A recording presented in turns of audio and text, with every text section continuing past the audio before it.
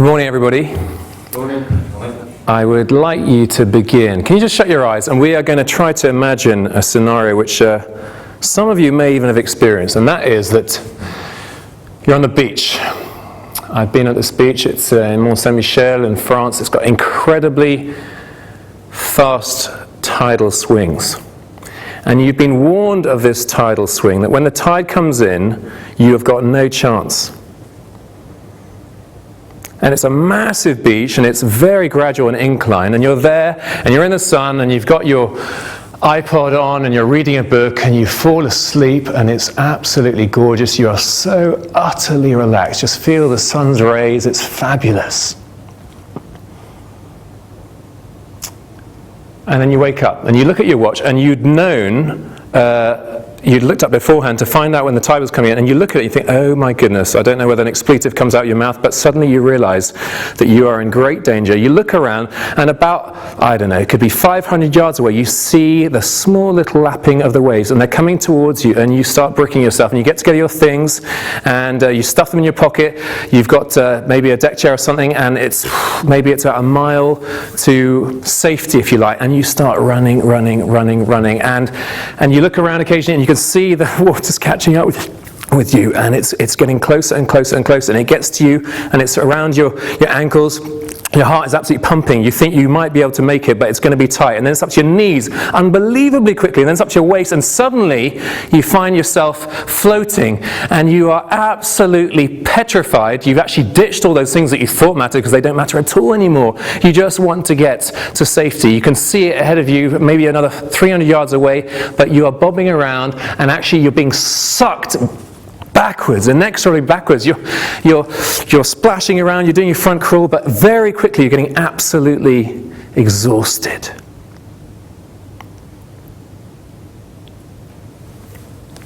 Now open your eyes again.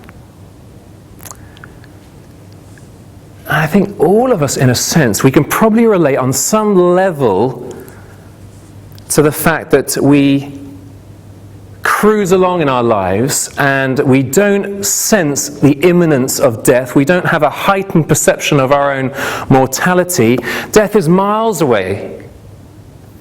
I mean, actually, it's 1.3%, oh, goodness knows how they work out that statistic, of people, just over 1 in 100, who knows when they're going to die. So it's for the very privileged few, in a sense, who know when they're going to die. Most of us, we don't know when we're going to die, and it could just be bang.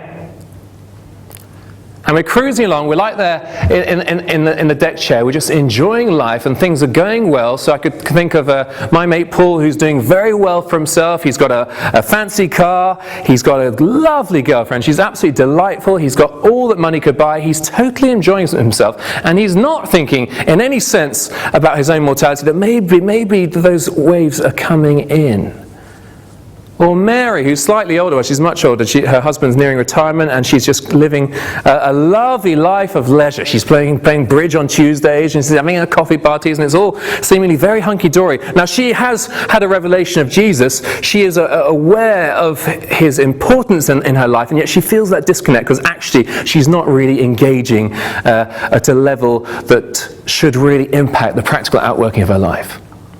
And so in a sense it's like they're on the Titanic, and the ship has hit the iceberg. It is going down, and the music is still playing. They're still quaffing their champagne, oblivious to the incredible seriousness of the situation.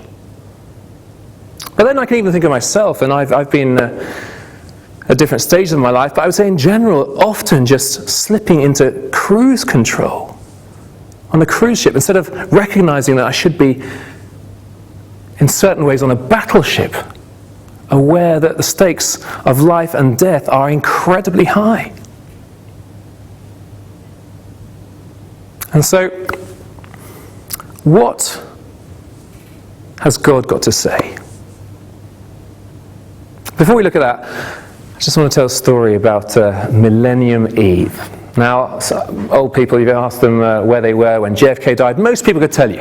Or if you ask them where they were when they heard about Armstrong landing on the moon, again, most of them can tell you. I think for us, younger ones, maybe we could think of what happened. I know exactly where I was on 9/11, and I know exactly where I was on Millennium Eve. Most of you can probably imagine that as well, can't you? Where were you?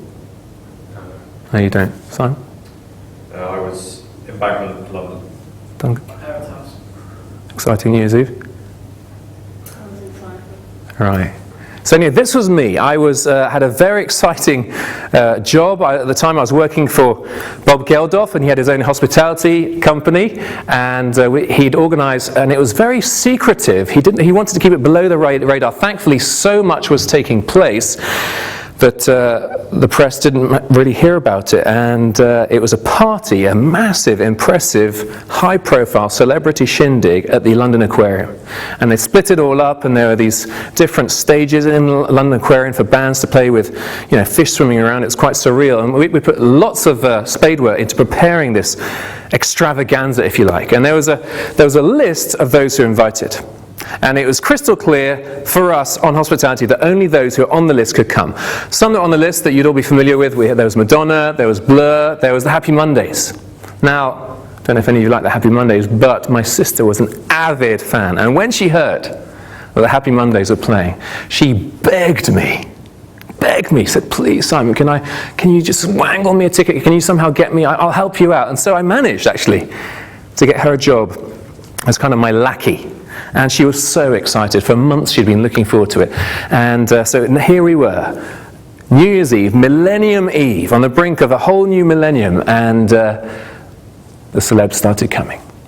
John McEnroe goes past, Viv Richards, sporting guys, politicians, everything. It was, I'm not overly celebrity obsessed, but it was kind of exciting. And my sister was quaffing away the free champagne there, and she wasn't hammered, but she was getting seriously lightheaded. It was 11:30. Now, we had our clear instructions that at 5:02, the doors would shut, you'd go in, and you would just let rip with the other guests. It was either 5:02 or it was when the last guest arrived.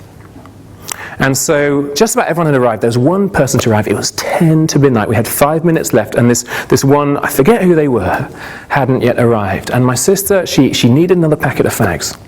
And she said, Simon, I'm just going to run. There's a kiosk about 500 yards away. I'll run and I'll be back in a tick. I said, look, it's only fags. Come on, there'll be some inside. And she was desperate. She legged it off there. And Murphy's Law kicked in. As soon as she went, that last person arrived.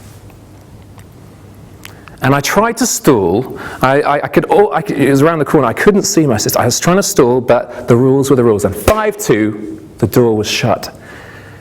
And I surrendered my mobile phone. We all had to give our mobile phones. They didn't want any outsiders, hello, whatever, coming along. And I went in there, and by the time I got in, everyone was letting it rip. And I looked out the window, and you can remember the scenes. There was this incredible fireworks display. There was the London Eye going around. It was beautiful, it was stunning. Random people, some quite well known, started sort of slobbering all over me in their drunken state. It was wild, it was a great party, it was a celebration of life with all these beautiful people.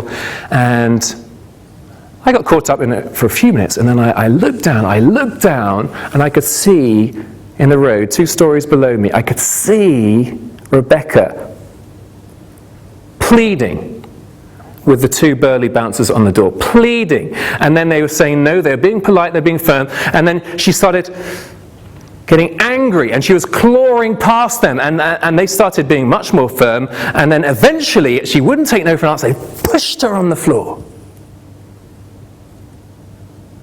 And she fell back there, tears streaming from her face, mascara all over the place. A picture of rage, anger, brokenness, disappointment, crushing agony.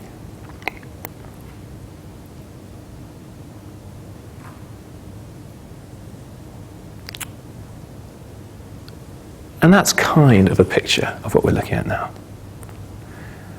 And it's made up, by the way, but I think you can see where I'm coming from as a modern day parable. So why don't you grab your Bibles and let's see what God has to say to each one of us through Matthew chapter 25.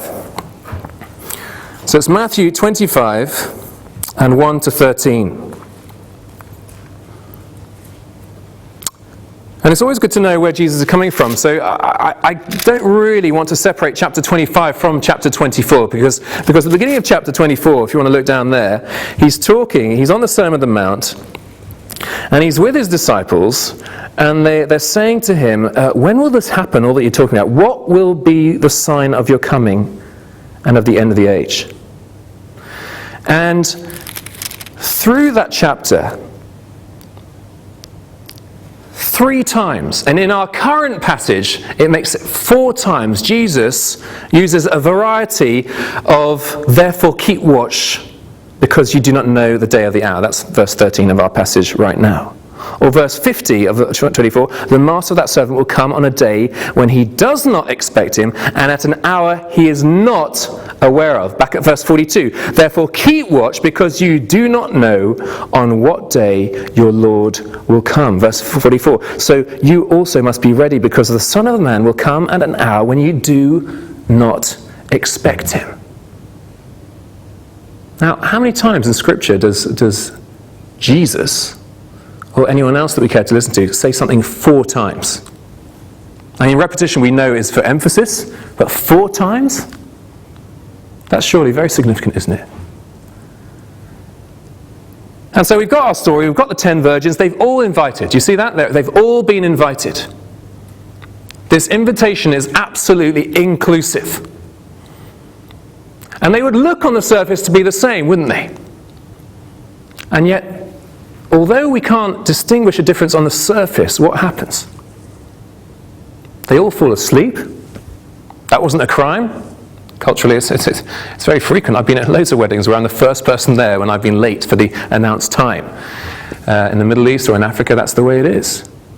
So the issue wasn't being late, was it? The issue was that 5 were ready and 5 weren't ready. 5 had brought enough oil and 5 hadn't brought enough oil.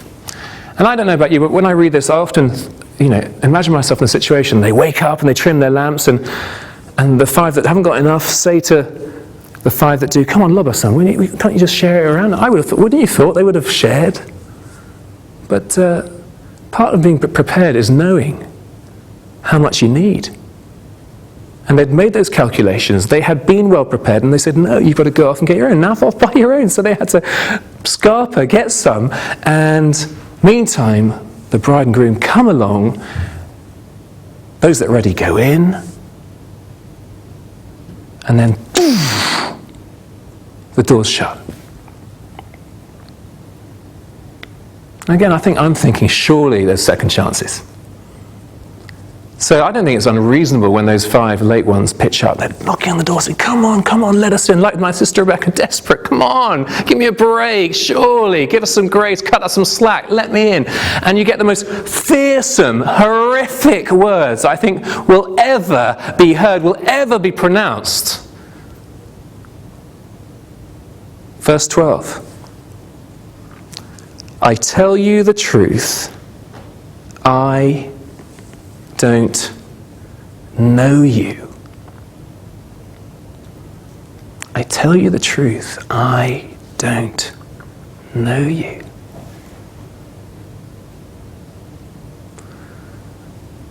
Now, it's not rocket science, this parable, is it? I mean, some parables are. Some are really complex, but here the truth is crystal clear, I think, to all of us. Jesus is saying that he will come back. He's saying that nobody knows when, but the critical question for each one of us today is, are you ready? Jesus is coming, nobody knows when. Are you ready? And why would I believe Jesus? Well, because what he said happens. He said he'd be betrayed. He was betrayed. He said Peter would deny him. He was denied. He said that he would die. He died. He said he would rise from the dead. He rose from the dead. So when he says he's going to come again, I can trust him because his character, his claims, his conduct, all of those were absolutely consistent with who he claimed to be. Now, it's interesting, isn't it, that you go back to chapter 24 again. Jesus is coming, he says, but nobody knows when. And I just briefly want to address this because you'll get people who say we do know when. And we don't know when, but chapter 24 does identify some of the scenarios that will be happening before he does come. So, verse 5 of 24, "For many will come in my name, declaring, 'I am Christ,' and will deceive many." May not be happening here today. It's happened to me in Burundi. We've had a guy proclaiming himself the Messiah. And he's in jail right now. Verse 6, "You'll hear of wars and rumors of wars." Well, that's happening now, isn't it? Verse 7, "There'll be famines and earthquakes in various places." Well, that's happening now. Verse 9, "There'll be persecution of the faithful." And that's happening more and more. If you sign up to Barnabas Fun News or Open Doors or anything like that, do. To hear so that we can pray for our brothers and sisters out there. Verse 11, "There'll be false prophets deceiving many people." Verse 14, "This gospel will be proclaimed throughout the world." Now, all those symptoms are now taking place, aren't they? So maybe, who knows when Jesus will come back? Will it be in our generation? Will it be in our lifetime?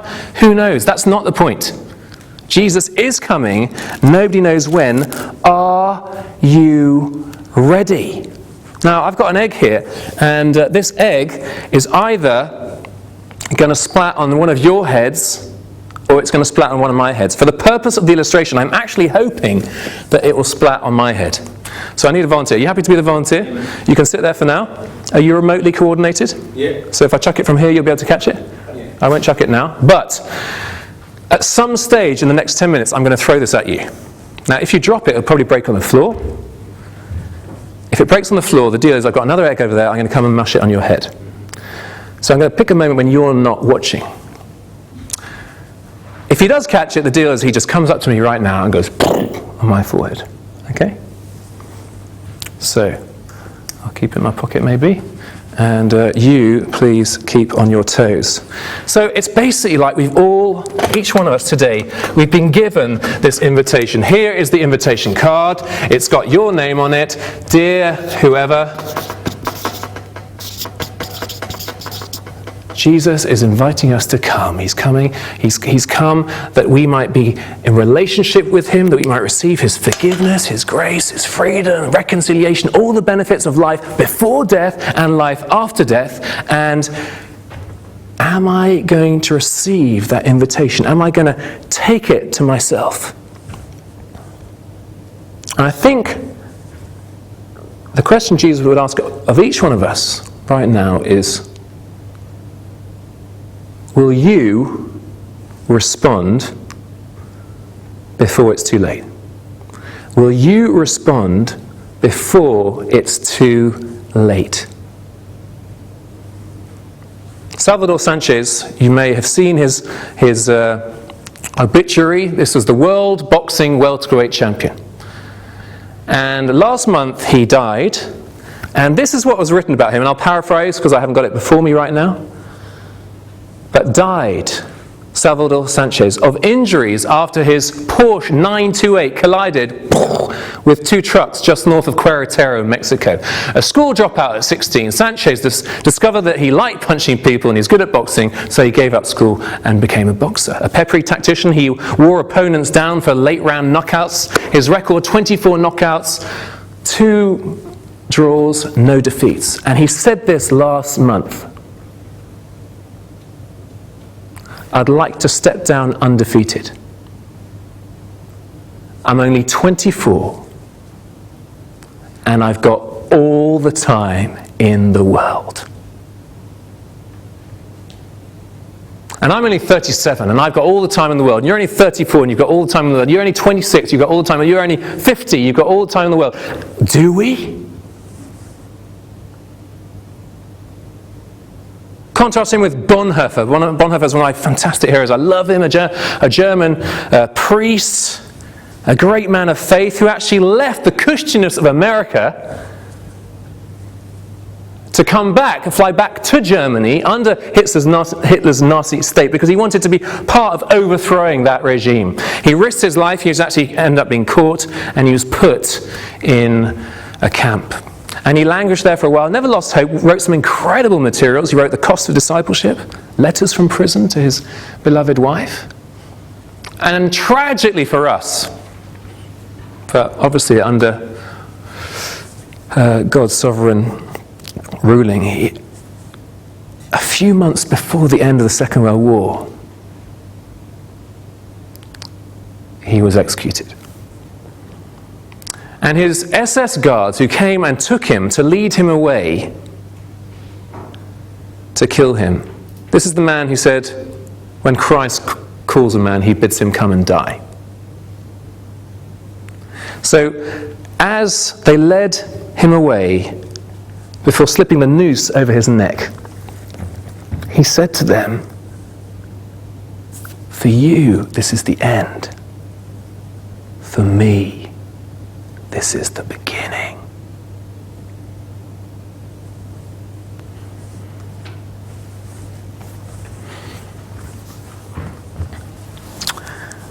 So back to my mate Paul. Got everything really, superficially on the surface. Lovely lady, possessions. But actually maybe this morning you can identify with him, looking back, maybe seeing those ripples, fast flowing ripples of waves beginning to catch up with you. Or if that's you, it's time to get ready. Maybe you're a Mary and you've already had a taste of this. You know Jesus is real. You know that he came, that he died on the cross in your place to enable you to get ready.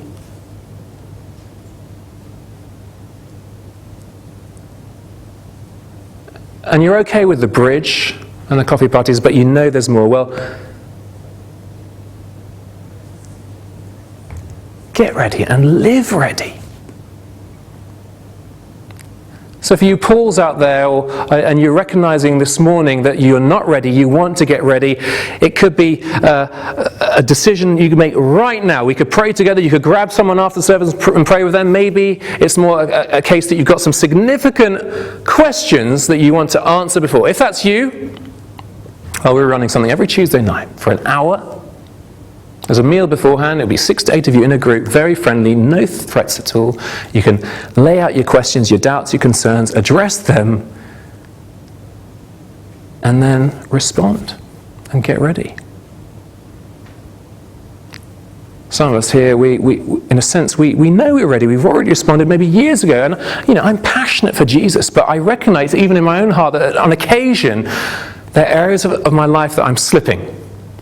That maybe I'm not as sharp as I was. I'm more blunt. Well, let's maybe address that. Maybe if that's you, then, and I do this every once in a while, you could do it this afternoon. Get out for a 20-minute walk and just shut your eyes and talk to God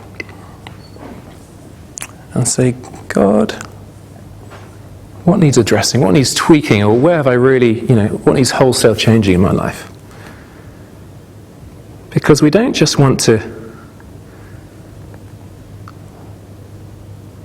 get in by the skin of our teeth, do we? The stakes are actually incredibly high, because if people aren't ready, it's going to end up very messy. Ah, he's done it. Okay, well done. Okay, he was on the ball, so right, come and clock me one. I try not to spread it, I guess, on all their stuff. You seriously want me to do this? On my days, I thought it was fake. Is that going to diss? We'll just about keep it on the table. You see, my absolute concern for Paul, whom I love dearly, is that one day it will be too late. He will end up like this. It'll be far, far worse to come before the sovereign of the world. When I was at school, we had the Queen. I went to a posh school. The Queen came to visit. And we were dressed to the nines. And we prepared ourselves for months. And the lawns and manicured and everything was perfectly ready because she was reliable. She was coming. Actually, we did know when, so we could be ready.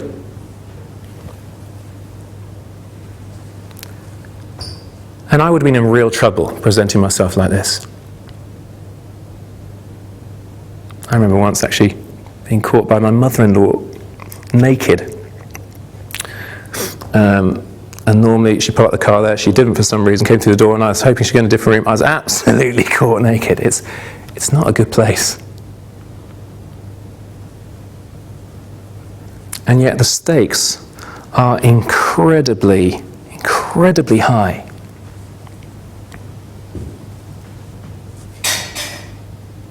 So you got the invitation, and what I really fear, as I look out at you this morning, and I'm pretty sure, if that's the invitation, is that, we've got it here. And it's got your name on it. Did you hear that this morning? Every single person, it's got your name on it. The Bible talks about him engraving our names with the palm of his hands. That's those of us who've received this invitation. And yet, if you're not ready, those who say, it's cliche, but those who say they're going to come to Jesus at the 11th hour usually find that he's come at 10:30. And so that invitation could be absolutely lovely.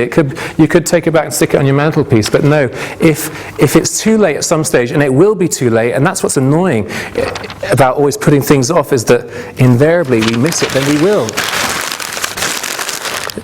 It's an invitation that's been wasted. It has no worth once things are too late. So I guess I want to close with this for you, each one of you here. It's, are you ready? Have you got that? Are you ready? Hasn't been rocket science.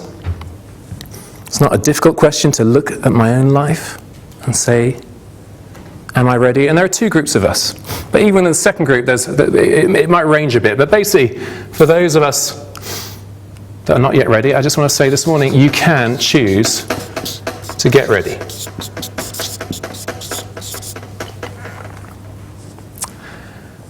And then for those of us who have already embarked on this journey, then please can we just choose to live ready. To live ready with a conscious realization that the tide water is coming in. Not a state of paranoia the whole time, but actually an intentionality to our lives whereby I want to share this with people. I want to communicate what I have gained. Because what have I gained? I've got an incredible assurance. Most people haven't got a clue what happens after death. I absolutely know that I know on the basis of what Jesus did for me, that I'll be free. Into eternity, I'll be with him. I've got the privilege of intimacy in the here and now, day by day, to walk and journey with him through the hard times, through the easy times. I've got a living hope. I've got a deep, deep peace in my heart. Who wouldn't want that? Who wouldn't want that? Come on, don't pass up on the greatest invitation ever. Will you appropriate it for yourself, or is it going to end up like that, totally wasted? Will you be in that horrific situation of one day finding yourself with much more than egg on your face?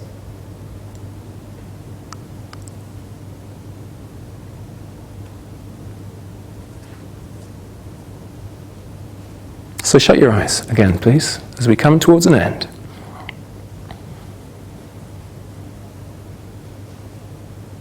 And picture yourself back at the start, and you suddenly realize that you are drowning. And you're going under, and that riptide is pulling you back out to sea, and you've already taken a few gulps of salty water. Your lungs are beginning to burn. Your limbs are exhausted. And you have that realization you're going to die.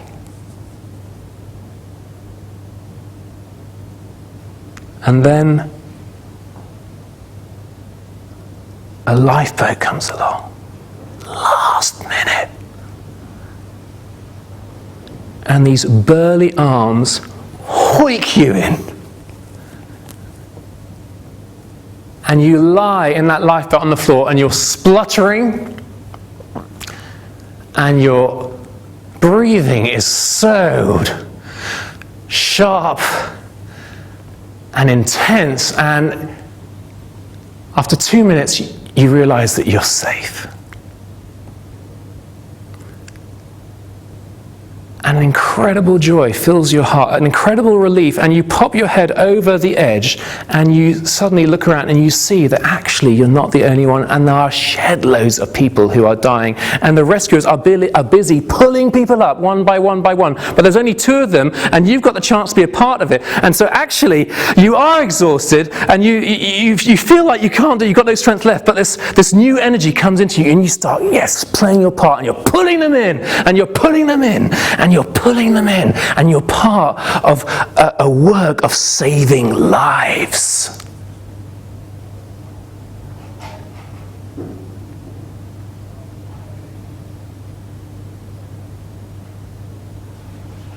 Look at me. Are you ready? If you're not ready, get ready. And if you're ready, live ready.